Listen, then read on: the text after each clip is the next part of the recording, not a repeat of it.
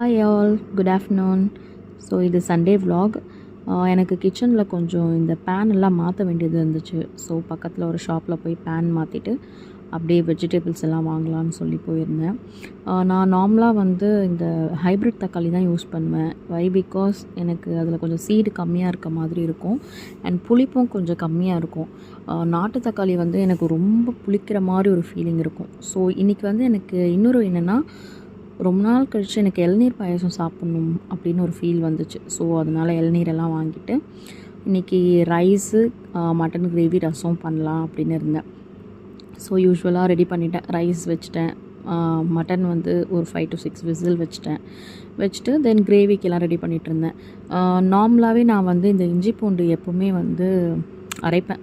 இன்ஸ்டண்ட்டாக எனக்கு அரைக்கிறது, ஏன்னா இந்த பேஸ்ட்டாக வாங்கி வச்சு போடுறது வந்து எனக்கு அது என்னமோ நல்லா இருக்காத மாதிரி எனக்கு ஒரு ஃபீலு. ஸோ அதனால் நான் எப்போவுமே வந்து எப்போ குக் பண்ணாலும் அது மட்டும் நான் ஃப்ரெஷ்ஷாக அரைச்சிட்டு கிரேவிக்கு ரெடி பண்ணேன். தக்காளி, வெங்காயம் அதெல்லாம் வச்சுட்டு முருங்கைக்காய் போடுவேன். அண்ட் வந்து இந்த பட்டாணி நிறைய பேர் போட்டிருக்கீங்களான்னு எனக்கு தெரியல, பட் அது ஒரு நல்ல ஃப்ளேவர். ஏன்னா எனக்கு வந்து சின்ன வயசுலேருந்தே எங்கள் அப்பா வந்து அந்த மட்டன் கிரேவி ரொம்ப நல்லா பண்ணுவாங்க. எங்கள் அம்மா நல்லா சமைப்பாங்க, ஆனால் எங்கள் அம்மாவை விட எங்கள் அப்பா வந்து ரொம்ப பயங்கரமாக சமைப்பார். அது என்ன சொல்லுவாங்கன்னா, அந்த நம்ம சமைக்கிறது வந்து அந்த கையில் ஒரு டேஸ்ட் சொல்லுவாங்க இல்லையா, அது வந்து எனக்கு எங்கள் அப்பா கிட்ட பார்ப்பேன். பிகாஸ் ஒரே ஒரு என்ன சொல்கிறது, ஒரு கத்திரிக்காய் இருந்தால் கூட அதை வச்சு ஒரு நல்ல குழம்பு பண்ணி கொடுப்பாரு. ஸோ அதனால் இது வந்து எங்கள் அப்பாவோட ரெசிபி. இந்த மாதிரி செய்கிறது, முருங்கைக்காய், பட்டாணி, அப்புறம் எங்கள் நூக்கல், அந்த மாதிரி நிறைய காய் போடுவாங்க சின்ன வயசுலலாம்.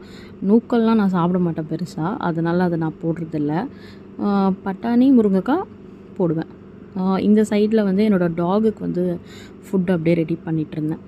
இது முடிச்சுட்டு தென் அந்த இளநீர் பாயாசம், அப்புறமா ரசம், இது ரெண்டுத்துக்குமே சைட் பை சைட். ஃபஸ்ட்டு வந்து நான் 2 பர்னர் வச்சுருந்தேன். அதில் வந்து எனக்கு ரொம்ப லேட்டாக குக் பண்ணுற மாதிரி ஒரு ஃபீலிங் இருக்கும். பட் நவடேஸ் வந்து நான் இந்த 3 பர்னர் மாற்றினதுனால எனக்கு வேலை ரொம்ப குயிக்காக முடிகிற மாதிரி ஒரு ஃபீலிங் இருக்குது.